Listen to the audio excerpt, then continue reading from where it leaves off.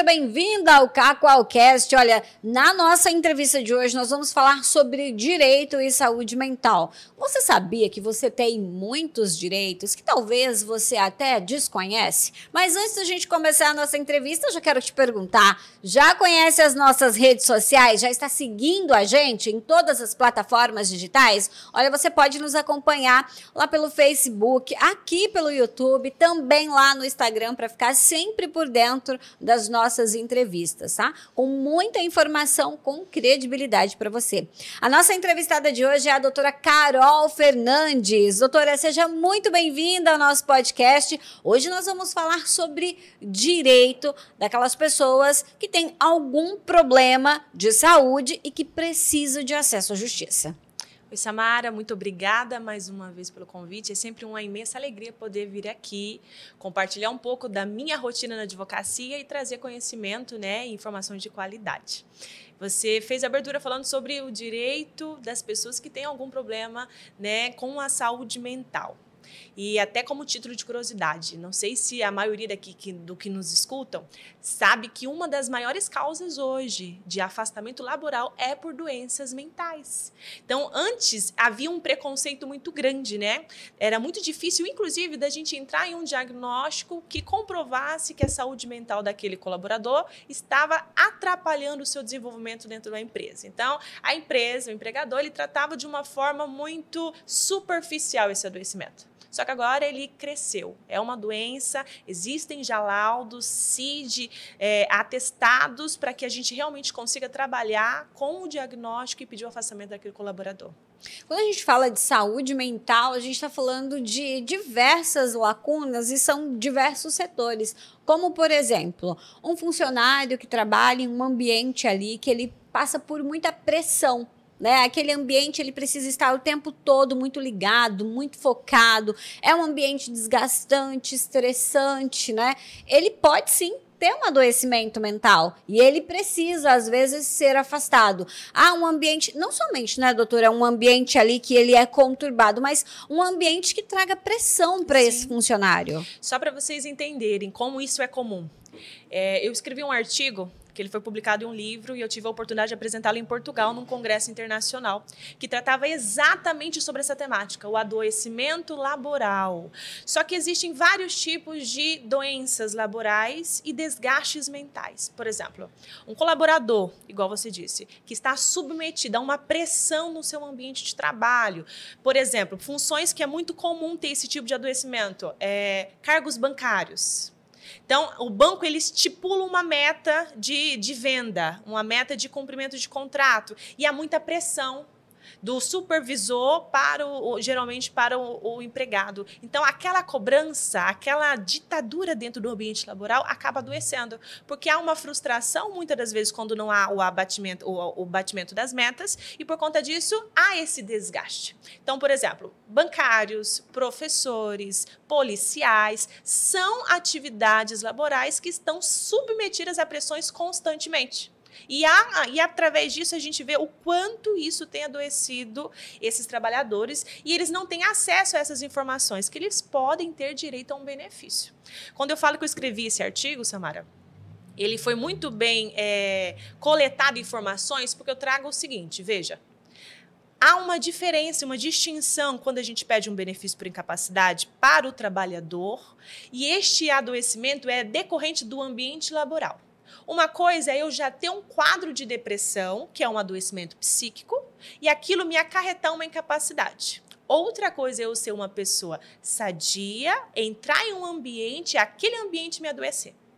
Quando eu sei a distinção desses dois cenários, eu faço melhor o meu pedido. Por exemplo, o adoecimento laboral, esse desgaste, que hoje a gente fala muito das síndromes de burnout, que é o adoecimento laboral. Não é depressão, não é ansiedade, é justamente aquele colaborador que está submetido a uma pressão tão grande que quando dá às 8 horas da manhã da segunda-feira, ele tem crise. Porque ele se imagina naquele ambiente e ele começa a ter crise de ansiedade. Só que não é a ansiedade isolada. Esse trabalhador ele tem direito a uma aposentadoria. Não é apenas um auxílio. Só que ele não sabe. Então, muitas das vezes, quando ele passa por uma consulta médica, inclusive, por não fazer o uso adequado dos seus direitos, até mesmo o laudo pode ser feito com base nas informações narradas, mas não é o contexto dele. Porque se ele vem com um quadro isolado, para o médico, por exemplo, que está avaliando ele, se ele traz um caso isolado apenas de ansiedade, o médico não consegue identificar que aquela ansiedade é decorrente de um ambiente laboral. Então, há muitas distinções que a gente precisa falar para que o direito seja alcançado. E quando a gente fala que esse funcionário, né, que está com essa problemática, né, com a síndrome de burnout, que ele precisa ser afastado ali do trabalho, há também, doutora, outras controvérsias, né? Por exemplo, o chefe ali, o patrão, ele fala, não, como assim? Não, aqui é um ambiente tranquilo, isso aí é coisas, frescura, né? É frescura, não. Tá com, como que fala, né? As pessoas falam muito, tá dando piti, ou então tá com frescura, ou então não quer trabalhar, tá com preguiça de trabalhar. Acontece muito isso também. Muito, muito, e às vezes é por esse medo que acaba que o próprio trabalhador não busca o seu direito correto. Porque ele já vem sendo ali... como é que eu posso falar, influenciado pelo seu ambiente, que já o adoeceu a tratar aquilo como algo superficial. Só que o que a empresa não enxerga é que, por detrás de um uniforme, existe um ser humano. E aquele ser humano adoecido, ele não vai trazer lucro para a empresa. Então, o olhar, ele precisa ser mais humanizado. A partir do momento que eu tenho um ambiente prejudicial à saúde, um colaborador adoecido, eu, de fato, preciso ter um olhar atento para aquele trabalhador, para aquele ambiente, para que haja uma mudança de cenário. Porque a partir de um único colaborador adoecido, pode vir outros. Então, assim, a gente não pode tratar isso como algo irrelevante. É uma frescura. Eu já ouvi isso em atendimento no meu escritório, de cliente chegar e falar assim, doutora, eu demorei tanto para aceitar o meu diagnóstico porque eu sempre ouvi do meu chefe que era uma frescura. Era só uma dorzinha de cabeça.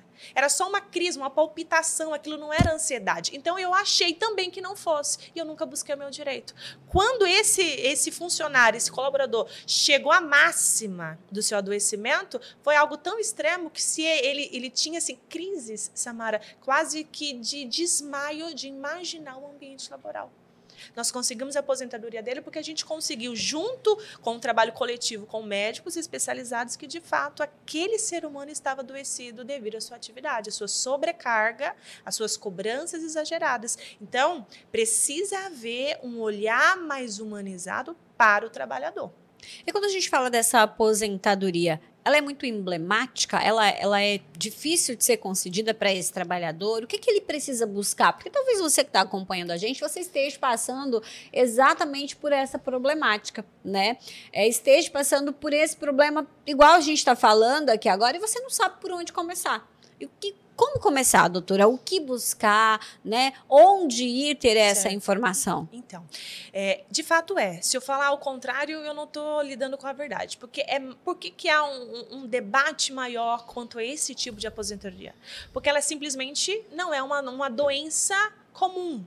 Porque existe uma distinção, existem duas possibilidades de concessão.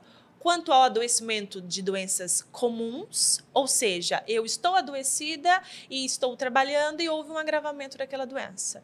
E há um adoecimento laboral, que é uma doença ocupacional, que é desenvolvida no ambiente laboral. Há uma resistência, inclusive, dos médicos peritos do INSS para o reconhecimento desse adoecimento. Então, eles tratam o burnout como uma crise de ansiedade ou como uma depressão. Por quê? Afasta o cenário de que o ambiente está adoecendo e é mais fácil de ser resolvido com um laudo médico. Porque um adoecimento laboral ele é mais profundo. Porque o chefe também, o patrão, ele também pode, né, ser penalizado por isso? Na verdade, é uma responsabilidade coletiva. Porque, assim, a lei ela traz que o trabalhador ele tem que estar em um ambiente que seja seguro e saudável. Nós sabemos que, infelizmente, não há esse cumprimento à regra porque existem metas, existem exigências que ultrapassam, inclusive, uma linha de humanização. Então, assim, quando a gente faz um CAT, que é o comunicado de acidente de trabalho, e eu identifico que aquele trabalhador ele adoeceu ou ele se acidentou dentro do ambiente laboral, o Ministério do Trabalho ele é acionado. Então, automaticamente, desperta-se o quê? Um alerta. por que aquelas pessoas estão se adoecendo ou se acidentando naquele ambiente. Então, há, de fato, se for investigar a fundo, uma penalidade para a empresa. Só que o que eu chamo a atenção é o seguinte, você que é trabalhador, que está submetido a atividades que extrapolam a normalidade quanto à exigência, quanto a metas e cobranças, e você está adoecido, você precisa entender que o seu cenário de saúde ele tem que vir à frente de qualquer outra condição. Porque se eu não olho para mim como ser humana, eu não olho para mim como uma pessoa que precisa de tratamento, eu não consigo evoluir. E aí a doença é cada vez maior. Aí, de fato, o burnout evolui ao ponto de uma depressão aguda, evolui ao ponto de uma crise de ansiedade que não se controla mais, a não ser com medicamento e afastamento. Então, a gente chega a extremos que poderiam ser evitados.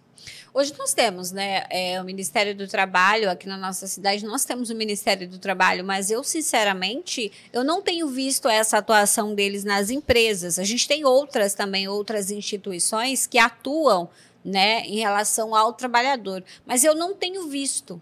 Porque geralmente quando um trabalhador ele vai lá procurar o direito dele, que é um afastamento ou até fazer uma queixa, ele é exposto depois na empresa. Acontece muito isso. Infelizmente. Só que o Ministério do Trabalho, por exemplo, ele é acionado com um cunho investigativo. Então, a partir do momento que há um índice, um número, um apontamento que chame a atenção, há uma investigação dentro daquele local. Então, assim, é claro, o que acontece muito? A gente coloca panos frios diante de um problema. Ao invés de resolver o ambiente laboral, a gente acaba adoecendo e criando alarmes demais que, infelizmente, às vezes podem ser resolvidos, como tantas outras vezes não são. Então, assim, é um ciclo vicioso de adoecimento, de pessoas que precisam de um trabalho para levar a comida dentro de casa, mas eles entram num funil tão delicado que eu preciso trabalhar, mas eu não tenho saúde para isso.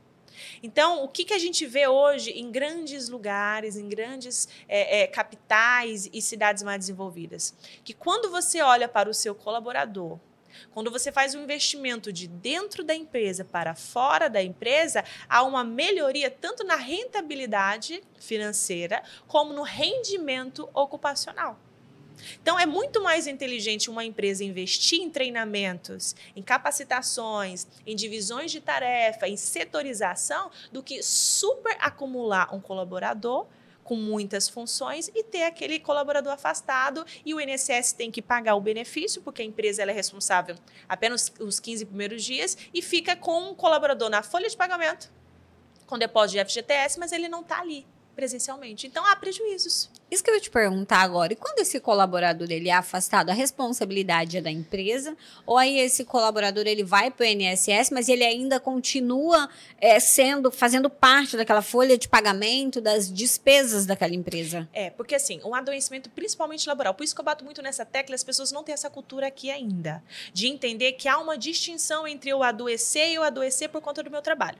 A lei ela é muito mais rigorosa, ela ampara muito mais quando o adoecimento é ocupacional, ou seja, é mais difícil de eu comprovar porque a empresa, em regra, ainda mais quando é empresas grandes, ela tem mais facilidade em camuflar essa condição, porque há uma penalidade, há uma cobrança. Só para você ter uma ideia, o afastamento comum por doenças comuns, eu peguei uma doença que me incapacita. A lei previdenciária, ela paga 91% do seu salário de benefício. Ou seja, aquilo que você receberia, 91% ainda para uma média aritmética de cálculo. Quando eu lido com um adoecimento ocupacional, é 100%. Não há desconto. Então, há um pagamento mais incisivo, há uma cobrança previdenciária e legal muito mais incisiva e, por conta disso, as empresas tentam, ao máximo, descaracterizar. Só para vocês entenderem como isso é sério. Há mais ou menos um ano ou um pouco mais, eu atendi um cliente que sofreu um acidente de trabalho, um acidente ocupacional de fato e comprovado. A empresa deu suporte, levou ele para o hospital, fez as internações, fez todo o procedimento. Só que a empresa mesmo, porque ele ficou incapaz, a empresa deu entrada junto ao INSS. Aí, imagina, você acha que a empresa deu entrada para esse segurado, para esse trabalhador, como doença comum ou ocupacional? Comum, acredito eu. Infelizmente. Quando a família chegou para mim e falou assim, doutora, saiu o benefício, olha aqui. Eu falei assim, mas vem cá, não foi um acidente de trabalho? Foi, tem foto, ele tá assim, a vida dele quase foi ceifada naquele acidente. Eu falei, quem deu entrada esse benefício? Não, foi a empresa. Eu falei, como que a empresa deu entrada em um benefício de doença comum, se nitidamente, comprovadamente, temos testemunhos que isso foi um acidente ocupacional? O que eu faço? E a família não sabe, as pessoas não sabem a distinção. Então, veja só como isso é sério. Aquele trabalhador ele teria um grande prejuízo de ordem financeira e principalmente de estabilidade, porque, respondendo a sua pergunta, quando eu me afasto por uma doença ocupacional, eu tenho uma estabilidade de ainda 12 meses após o fim daquele afastamento. Eu não posso ser demitida pelos próximos 12 meses. Se é uma doença comum, eu voltei a trabalhar hoje, amanhã eu posso ir para a rua. Então, tudo isso são informações importantes que as pessoas, o trabalhador principalmente, ele precisa estar atento, porque, infelizmente, ele pode ser lesado e esse prejuízo ele vai de ordem financeira, emocional e tantas outras.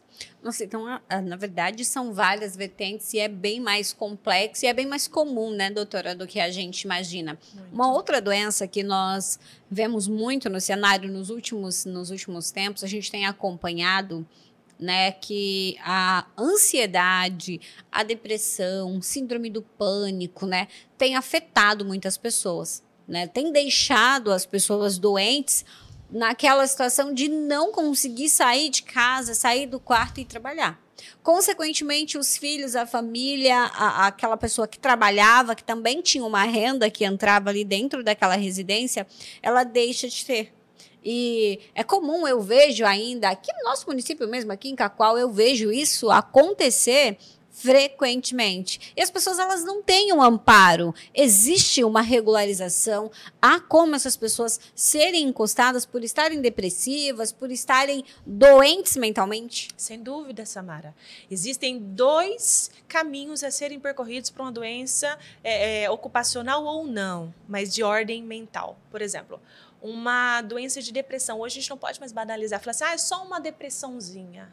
É só um síndrome de melancolia ou aquela pessoa só está triste. Não, isso é muito sério. Tanto é que um dos maiores índices de afastamento laboral ou de doença comum hoje é por depressão e ansiedade. Inclusive, existem já estudos, e eu tenho clientes no meu escritório que eu atendo, que desenvolveram a ansiedade e a depressão a tal modo que somatizou ao seu estado físico que adoeceram de forma física.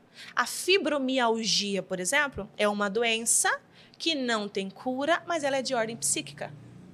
Eu já aposentei uma cliente que ela falou assim, doutora, eu vou fazer todo tipo de exame, eu não tenho nada.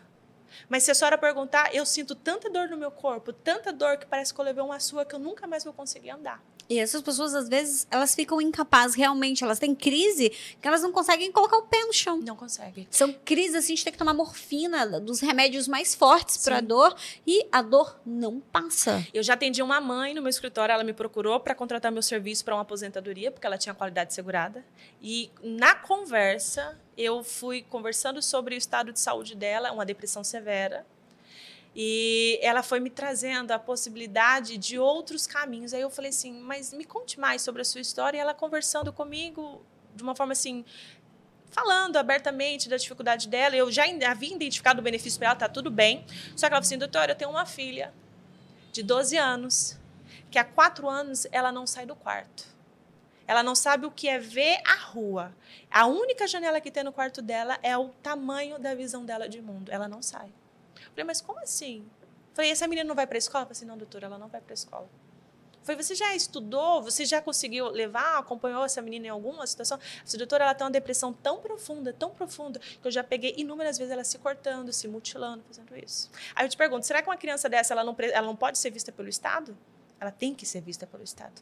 Ah, mas uma criança não se aposenta. Não se aposenta, mas existem outros meios, que é o BPC Loas. Eu consegui a aposentadoria para a mãe e um benefício para a filha. Porque elas estavam sem renda, a parte financeira agravou o estado emocional delas e as duas estavam absolutamente incapazes, doentes. Imagina uma mãe buscando um benefício para ela de depressão e me trazendo a notícia que ela tem uma outra filha que não sai do quarto. O único parâmetro de mundo da menina era uma janela do quarto dela. Que triste para isso. A mãe doente não tem forças para lutar, ela me trouxe, aquilo ali me marcou tanto, que eu falei assim, gente, a gente precisa realmente ter uma escuta muito atenta, porque pela escuta de um profissional a gente consegue alcançar um direito que nem ela sabia que existia. Doutora, mas minha filha tem direito? Tem direito. Ela tem um direito a receber um benefício. Ela tem, se a depressão dela é tamanha, se ela está adoecida, ela tem direito a receber. Então, assim, os caminhos estão postos. Todo aquele, Samara, que não conseguir trabalhar por uma incapacidade, seja ela temporária, seja ela definitiva, tem direito a um benefício.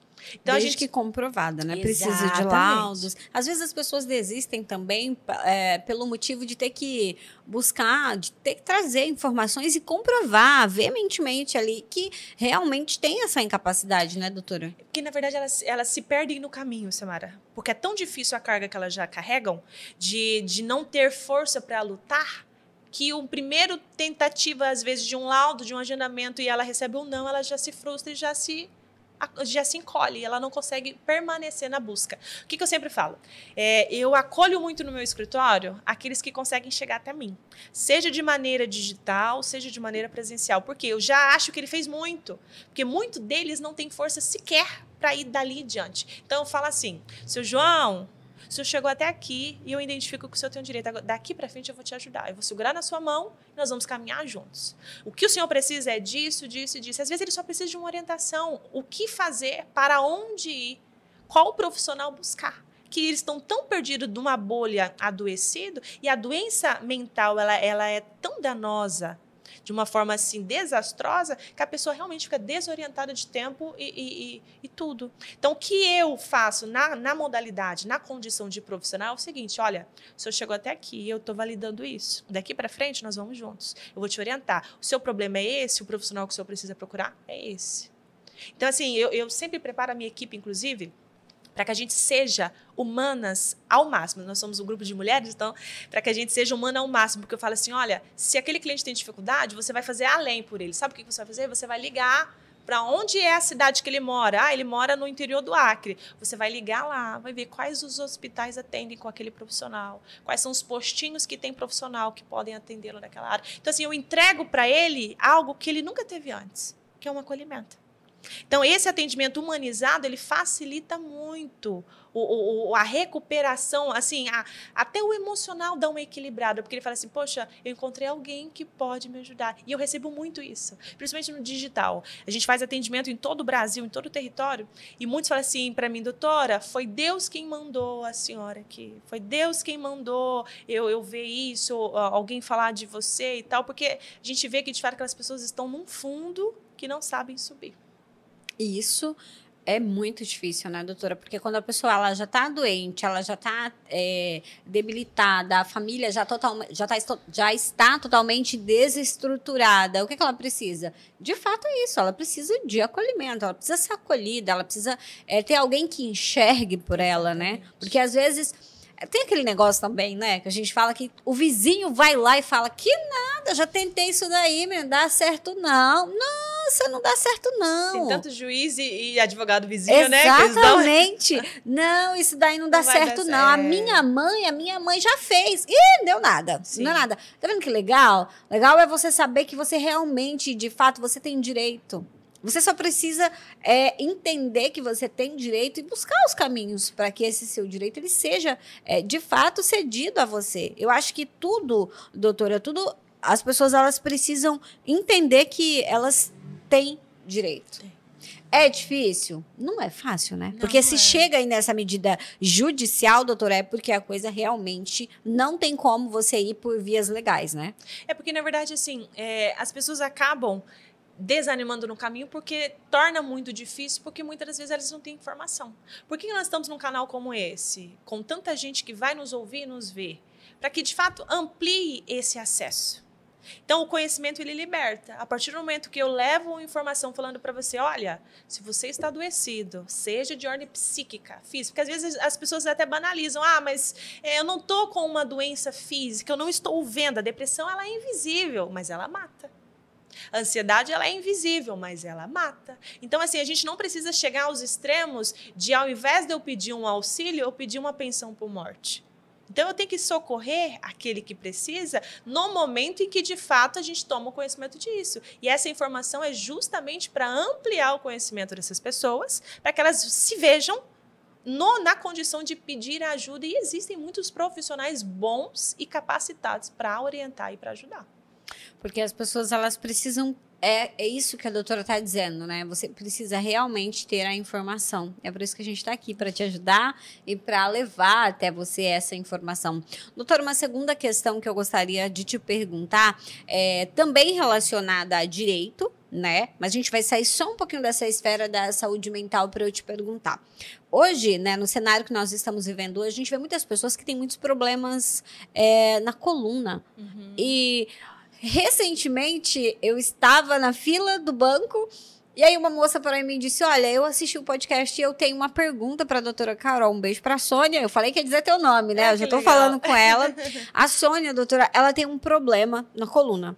Ela mora no sítio e ela trabalha lá com o esposo dela. E aí ela disse que ela sente essa dor e foi detectado por uma ressonância que ela fez que ela tem...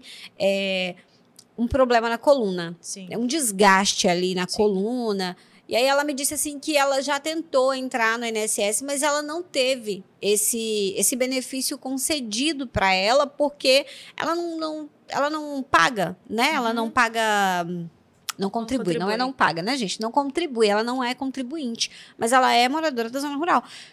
O que fazer nesse caso? Olha... Sônia, se a Sônia estiver ouvindo, espero que ela esteja ouvindo para que ela realmente se sinta aqui acolhida, para que a resposta alcance ela e todos aqueles que estão nessa condição. O trabalhador rural, muitas das vezes, ele fica adoecido no seu trabalho, na sua jornada, justamente por uma mentalidade de achar que não tem direito por não contribuir. Deixa eu falar uma coisa. A Sônia, quando ela planta ou quando ela colhe, ou no grupo de regime de economia familiar que a gente lida, que é quando tem ela, o esposo e, de repente, um filho ajudando na lida, ela está contribuindo para o INSS de forma indireta.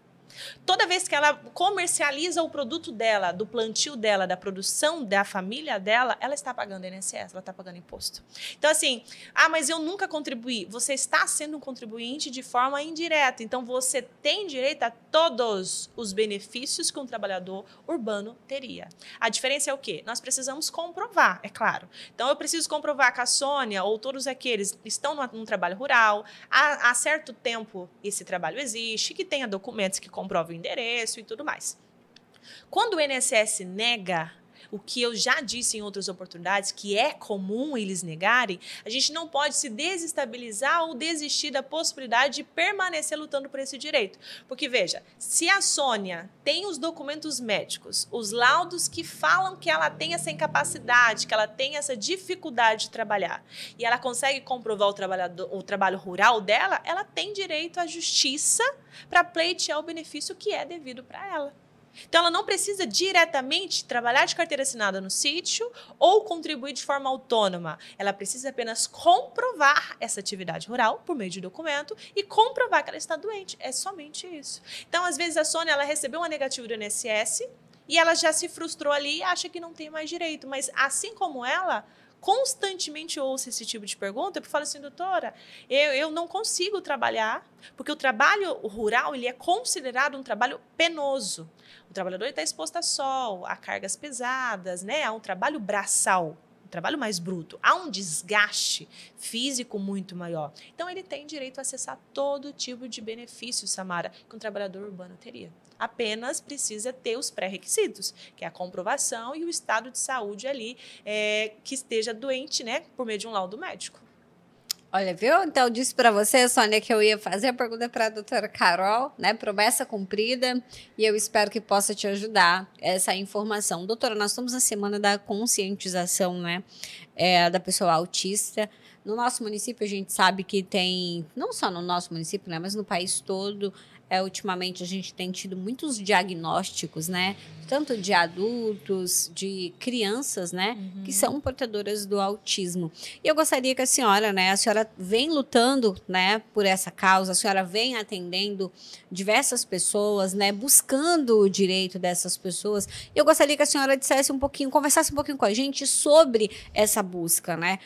A legislação hoje, como que como que a legislação hoje ela tem beneficiado essa criança, esse adulto que é portador de autismo, que tem autismo? Ontem foi comemorado, dia 2 de abril, o Dia Mundial da Conscientização. E, intencionalmente, eu vim de azul porque azul é a cor, né? É a bandeira do autista. Então, aquele que é portador do transtorno do espectro autista, ele está dentro de um diagnóstico. E quando você me traz essa questão, Samara, de muitos reconhecimentos hoje, e de fato, eu converso assim com outros colegas advogados e falo assim, mas como tem crescido a demanda de crianças? Em regra, são crianças, né? Diagnosticada ali entre a idade de 2 a 8, 10, 12 anos de idade com o espectro. Só que o que a gente precisa verificar? Esse diagnóstico ele precisa ser dado, reconhecido por um profissional habilitado. Quem é o profissional apto para falar sobre a questão do autismo? Seria um neuropediatra. Então, às vezes, a gente passa, por exemplo, não desmerecendo, e assim, é necessário todo tipo de tratamento e intervenção quando há início da suspeita, inclusive. Mas o que a gente precisa ter muito seriamente, até para falar sobre direitos e garantias, é que o diagnóstico ele precisa existir.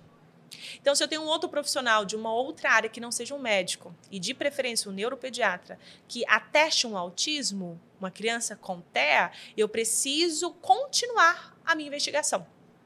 Porque a lei ela não autoriza, por exemplo, eu ter um laudo de um neuropsicólogo para falar sobre autismo. Eu preciso ter um laudo de um neuropediatra. Então, assim, há essas particularidades que são importantes. Por exemplo, ontem eu atendi uma mãe que ela é de São Paulo, de Campinas. Ela falou assim, doutora, meu filho está na fila de espera por uma consulta no SUS com uma neuropediatra e ele é autista. Aí eu virei para ela e falei assim, mas como você fala que ele é autista? Se ele ainda não passou pela médica, ou ele já passou por outra médica. Não, ele nunca passou por uma médica. Eu falei, mas como ele é autista? Ela falou assim, doutora, porque ele tem as características. E veja, isso é tão perigoso, Samara, porque assim, a nossa sociedade está indo muito no automático para falar sobre TEA. Então, tem pessoas que estão lendo apenas de forma superficial e diagnosticando o próprio filho. Eu entendi ela no sentido assim, eu vou me preocupar, vou buscar. Só que ela não pode atestar algo que ela não é capacitada de forma técnica para tal. Então, por exemplo, hoje os diagnósticos cresceram muito. Eu atendo o Cacoal e os municípios ao redores. Inclusive, é difícil até achar profissionais médicos pediatras que sejam habilitados para esse diagnóstico, geralmente neuropediatras, com vagas. Não tem nem vaga. Eu atendi essa semana uma cliente de um outro município próximo, que ela trouxe o caso para mim e falou assim, doutora, eu preciso passar o meu filho com uma consulta, a médica não tem vaga para os próximos 6, 8 meses. Então, assim, poucos profissionais ainda diante da demanda. Só que não tem como nós trabalharmos, quanto profissionais da área do direito, para pleitear direitos e benefícios sem um diagnóstico fechado. Então, essa questão de diagnóstico ela é algo que precisa ser realmente muito batido. Eu visto a camisa azul, não só de uma forma física e simbólica, mas de alma mesmo. Eu abracei a causa. Para mim, eu lido muito com criança. Então, a criança TEA, para mim, o direito da criança TEA tomou o meu coração.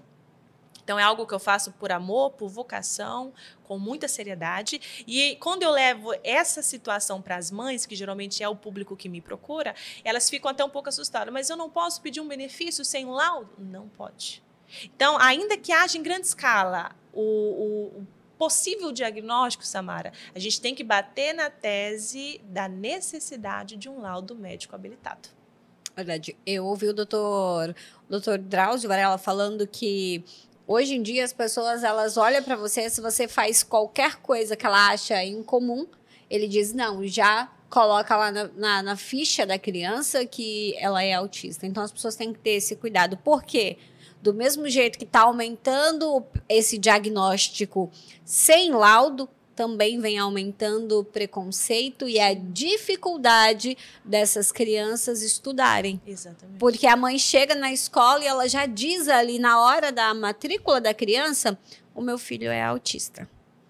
E aí, a escola, né, doutora, vem aquela negativa, não posso aceitar porque eu não tenho cuidador. Aí já é um outro problema também, né? É uma situação muito delicada. Eu atendi recentemente algumas mães que me trouxeram a situação assim, olha, meu filho passou por um processo seletivo de uma escola tal, e junto com outras crianças, E quando eu identifiquei, eu sinalizei para a escola que ele é portador de TEA, a escola falou que não tinha vaga, que a vaga havia sido preenchida. Aí ela vira para mim e fala assim, doutora, a vaga não foi preenchida. A vaga existe. Então, assim, aquela mãe, ela lida com a dor do diagnóstico, com a dor do preconceito e com a dor de não saber o que fazer. E por que isso é tão sério, Samara? Porque, de fato, nós estamos lidando com uma criança e com um futuro. Por isso que quando eu passo para a mãe um diagnóstico, na condição de profissional habilitado para tanto, eu estou trazendo para ela um novo cenário de vida. Porque, assim, toda mãe, ela idealizou um perfil de filho que seja uma criança típica, né? Nós geramos, nós gestamos por 9 meses, nós vamos dar à luz a uma criança e a gente condiciona ela. Então, ainda que hoje a gente consiga ter diagnósticos mais precocemente, ainda não há como identificar na gestação uma criança com TEA ou não, uma criança com TDAH ou não. Então, precisa ver o quê? O nascimento, os primeiros desenvolvimentos, para que a gente comece a investigar aquela criança. Então, veja, a mãe ela leva um primeiro desconforto no sentido de um diagnóstico do qual ela nunca imaginou viver. Então, ela lida com o luto emocional da sua idealização, e é um luto, isso já foi assim comprovado cientificamente, psicólogos renomadíssimos, psiquiatras renomadíssimos já trataram isso, já estudaram sobre isso. É um luto, é um enfrentamento de um novo, porque a mãe idealizou e agora ela tem que lidar com outro cenário. Agora, veja, já tem aquele preconceito que é imposto pela sociedade por não saber lidar. Por que a gente fala de conscientização? E nas minhas redes sociais eu falei sobre isso. Olha, eu não vou romantizar, eu não vou falar palavras bonitinhas para você sobre o autismo. Isso é algo muito sério. Porque eu tenho crianças no meu escritório, pacientes que falam assim, a mãe fala, doutora, meu filho tem 12 anos de idade, nunca foi alfabetizado porque ele tem TEA, tem crises dentro da sala de aula e o professor não sabe lidar com isso. Então, a gente não pode romantizar, achar que é um tema em alta, em voga, e por conta disso, banalizar também, porque há uma responsabilidade social imensa, Samara. E, assim, os profissionais, eu vejo que há uma busca, ainda que lentamente, por habilitação, para se melhorar, para se evoluir, mas ainda estamos muito longe do ideal.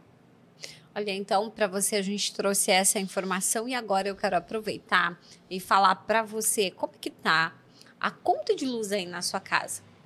Olha, você está pagando muito alto na conta de luz? Você sabia que a Extrasol Energia Solar tem facilidade para você e condição de parcelamento?